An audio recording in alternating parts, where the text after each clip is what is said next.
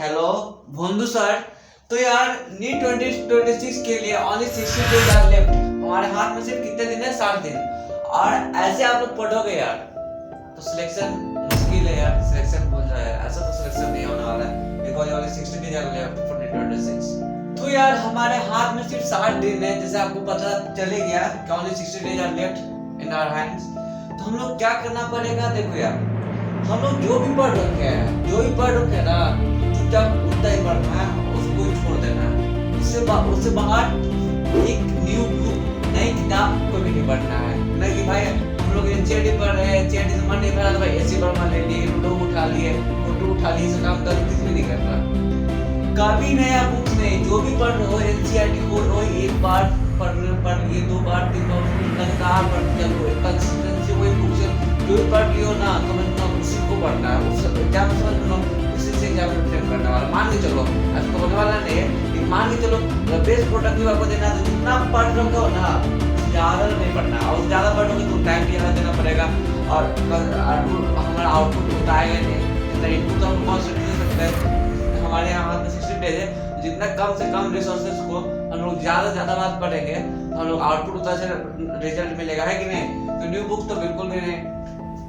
No new teachers, नया teacher को नहीं। जो शिक्षक से हम लोग पढ़ रहे हैं वही शिक्षक से पढ़ेंगे। नए शिक्षक टीचर को भी समझने में समय लगेगा। टीचर कैसे पढ़ा रहे क्या देखो, कोई टीचर खराब तो नहीं पढ़ाते, अपने नजर में सब कोई अच्छे पढ़ाते हैं। कोई बच्चे को कैसे समझ में आता है वो बच्चे पे डिपेंड करता है कि नहीं? आप लोग अगर कमेंट में बताओ कि कौन टीचर आप लोग को पसंद है, किस आपको समझ में आता है, मैं इधर देखना चाहता हूँ। अलग से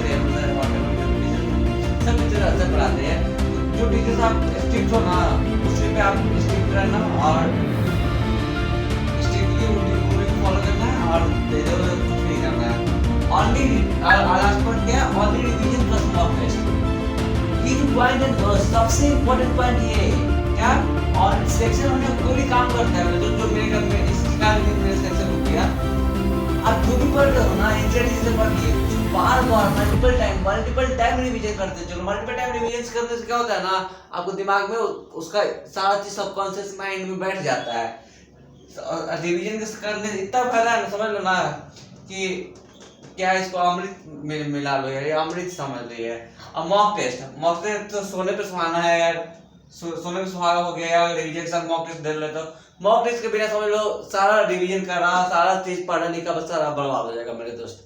बिना मॉक टेस्ट आप कुछ कर ही नहीं सकते हो। जो टॉपर लोग होते हैं जिनका सिलेक्शन होता है, एक चीज उनका फेल होने के बाद तो समझ में आ गया कि उनका सब कुछ थोड़ा बहुत मिस कर देंगे, कहीं लैग कर देंगे, लेकिन थर्ड पॉइंट जो ऑनली रिवीजन आप लोग मॉक टेस्ट में कोई कमी नहीं आती है। तो ये आपको ये ध्यान देना है, ठीक है? तो यार देखो, अब मैं बताने जा रहा हूँ एग्जैक्ट प्लान जो आप लोग को अगले 30 और 20 50 अदर 60 दिनों के लिए 60 डेज के लिए मैं बताने वाला हूँ, जो आपको स्ट्रिक्टली यही फॉलो करना है, ठीक है? एकदम रिस्ट्रिक्ट हो जाना है एकदम जो बताने वाला हूँ। देखो पहला 30 डेज में क्या करना है आपको दोस्त? पहला 30 डेज में आपको फुल्ली सिलेबस रिवीजन करना है। मतलब क्या, जितना भी सिलेबस हो चुका है फुल्ली सिलेबस, आप जितना भी आपको है नीट में जो भी एनसीईआरटी बायो और फिजिक्स और केमिस्ट्री मिला के जितना भी टोटल चैप्टर्स बनते हैं, पहले तो 96 लगभग 60-70 हो गया, व्हाटएवर जो भी था वो सब अप्रॉक्स उसी का हो गया। तो पूरा सिलेबस रिवीजन करना है, क्योंकि सिलेबस कम देखो एग्जाम में बैठने से पहले आपको पूरा सिलेबस कंप्लीट रहेगा, उसके बाद ही एग्जाम में बैठ सकते हो मेरे दोस्त। बोलो कि नहीं? सिलेबस आपको कंप्लीट पूरा होना चाहिए। आप लोग बताना कमेंट में कि किसका सिलेबस कंप्लीट हो चुका है, किसका नहीं हुआ है, जो बताना ये बात। और देखो सिलेबस कंप्लीशन पहला, ये सिलेबस कंप्लीशन के बाद रिवीजन, जो पहला पॉइंट ये ध्यान देना। दूसरा पॉइंट में डेली कम से कम 100 एमसीक्यू करना है, क्योंकि देखो दोस्त ये समझ उसको आ जाए ना, एग्जाम में आके जाएगा क्वेश्चन बनाना है। पहले सब बेवकूफ मोदू मत बन जाना, कभी कॉन्सेप्ट पढ़ लेना, थ्योरी पढ़ लेना, क्वेश्चन कभी करना नहीं गलती से। At least you have to do 100 MCQ per day daily. Without doing 100 MCQ आप selective what be selected in बिल्कुल नहीं होने वाला है मेरे दोस्त। 100 एमसीक्यू ये तो मस्ट है मेरे दोस्त, ये तो मस्ट है 100 MCQ anyhow you have to do it. Third है वीक टॉपिक्स को फोकस करना, जो जैसे लोग सब लोग का वीक टॉपिक्स है उसको फोकस करना, किसी को बायो होगा, फिजिक्स होगा, किसी को केमिस्ट्री होगा, व्हाटएवर वीक टॉपिक्स जो आप लोग का होगा उसको फोकस करना। क्योंकि देखो स्ट्रांग टॉपिक्स क्वेश्चन आएंगे तो आप कर लोगे, लेकिन वीक टॉपिक्स जो आएगा ना वो आपके साथ नहीं। नेगेटिव ज्यादा समझ लो कितना रैंक हो जाता है, समझ लो ना। या अगर फर्स्ट 30 दिन में फॉलो करना है, नेक्स्ट 20 डेज में देखो क्या करना है। मॉक टेस्ट एवरी 2 डेज, हर 2 दिन में मॉक टेस्ट आपको देना ही है। जो मॉक टेस्ट सोना में सुहागा है यार, सब कुछ करो, मॉक टेस्ट नहीं तो करना।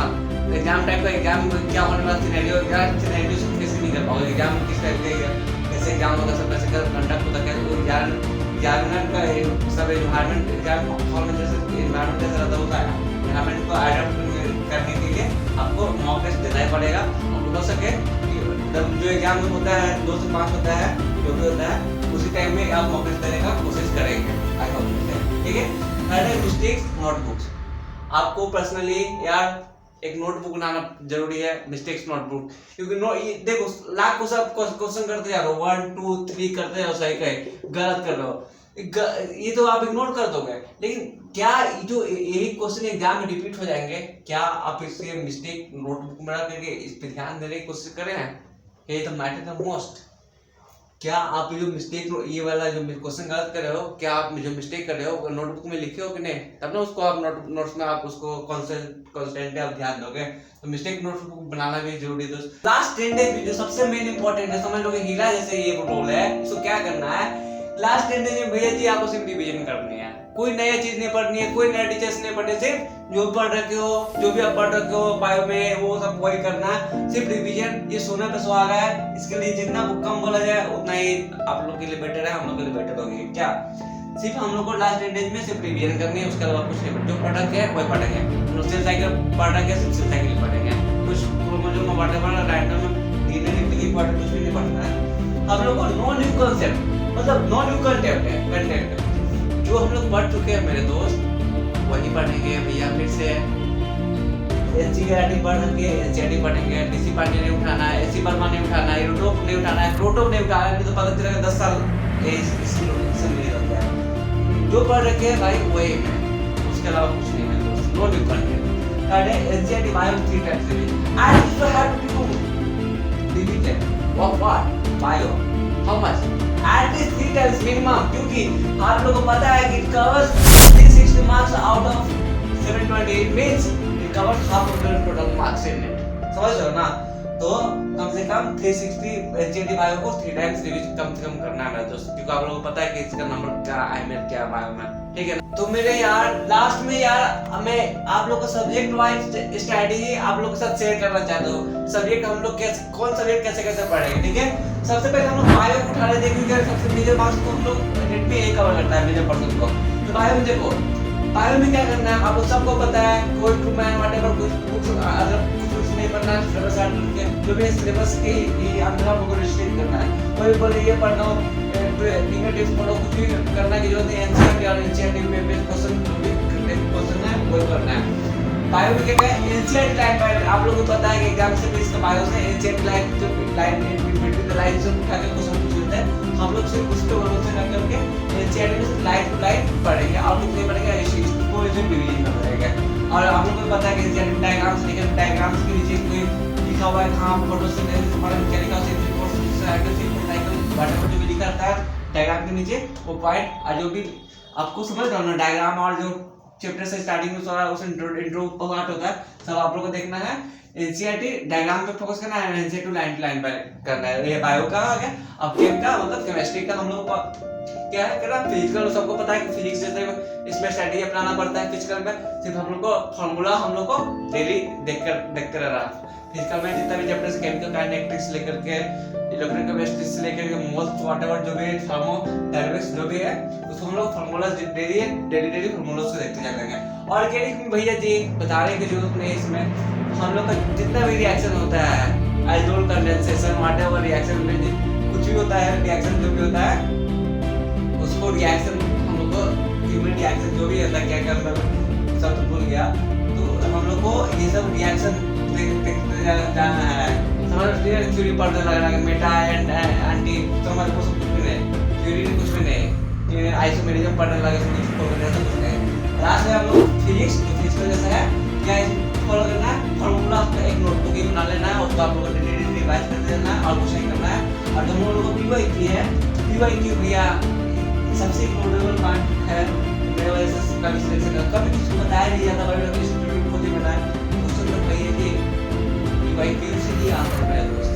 PYQ बेस्ड PYQ जैसा ही सिमिलर क्वेश्चन आता है, नया क्वेश्चन एग्जामिनर फ्रेम ही कर पाता है। तो मेरे भैया जी हाथ जोड़ के विनती कर रहा हूँ, आप लोग कमेंट में जरूर बताना कि आप लोग PYQ पे ध्यान दोगे कि नहीं। कभी बड़ा कोचिंग जाओगे, एयरलाइन वाटर जो भी बड़े बड़े कोचिंग है, आकाश वाटर में जो भी है, तो कभी नहीं बताएंगे आप लोग PYQ का मॉड्यूल है ये फॉलो करो, कभी नहीं भैया। सबसे पहले PYQ एनसीईआरटी तो यही है। तो मेरे दोस्त लास्ट में यही बताना चाहता हूँ, यही बोलना चाहता हूँ आप लोग को, जो भी मैंने बताया अभी, अगर आप उसे फॉलो करते हो शिद्दत से, 60 डेज बहुत होता है।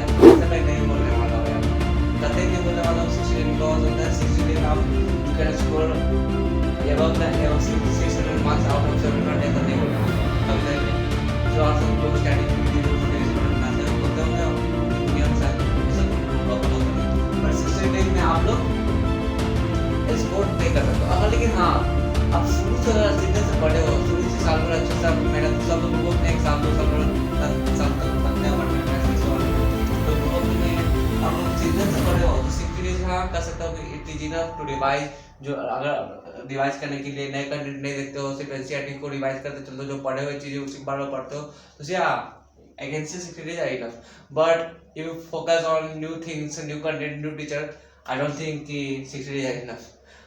आप बोलो कमरा से उठ करके कमरा से उठना है, exam centre 720 out of 720 score करना है। मेरे दोस्त ये टॉपर की दुनिया में, टॉपर स्ट्रैटेजी जो बनाते हो उसकी दुनिया में होता है, मेरी दुनिया में, भोलू सर की दुनिया में ये सब नहीं होती है। आपको शुरू से पढ़ना होगा तभी आप हो सकते हैं। 60 डेज इनफ नहीं है। अगर आप शुरू से पढ़ रखे हो, उसको सिर्फ रिवाइज करने के लिए ना, नया कंटेंट नहीं देखते तो बाय बाय।